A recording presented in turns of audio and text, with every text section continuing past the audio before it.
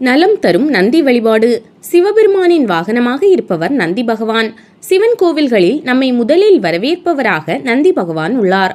சிவனின் அருளை பெற வேண்டுமென்றால் நந்தி பகவானை முதலில் வழிபட வேண்டும்.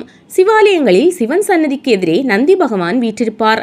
நமது பிரச்சனைகளையும் வேண்டுதல்களையும் நந்தி பகவானின் காதுகளில் சொன்னால் அவர் சிவபெருமானிடம் சொல்லி நமது வேண்டுதல்களை நிறைவேற்றி வைப்பதாக ஐதீகம். நந்தி என்றாலே ஆனந்தம் என்றுதான் பொருள்.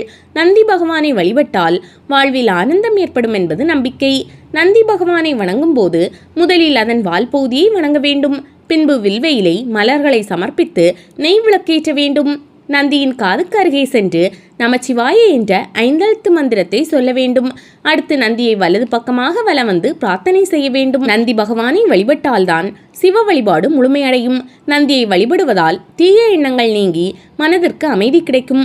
அருகம்புல் மாலை சாத்தி வழிபட்டால் நோய்கள் அகலும், வறுமை நீங்கும்.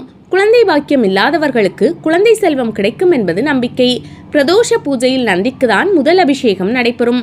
பிரதோஷ காலத்தில் மகாவிஷ்ணு, பிரம்மா உட்பட 30 முக்கோடி தேவர்களும் சிவாலயங்களுக்கு வருவதாக நம்பப்படுகிறது. இதனால் பிரதோஷ காலங்களில் நந்தியை வழிபடுவது மிகவும் விசேஷமாகும்.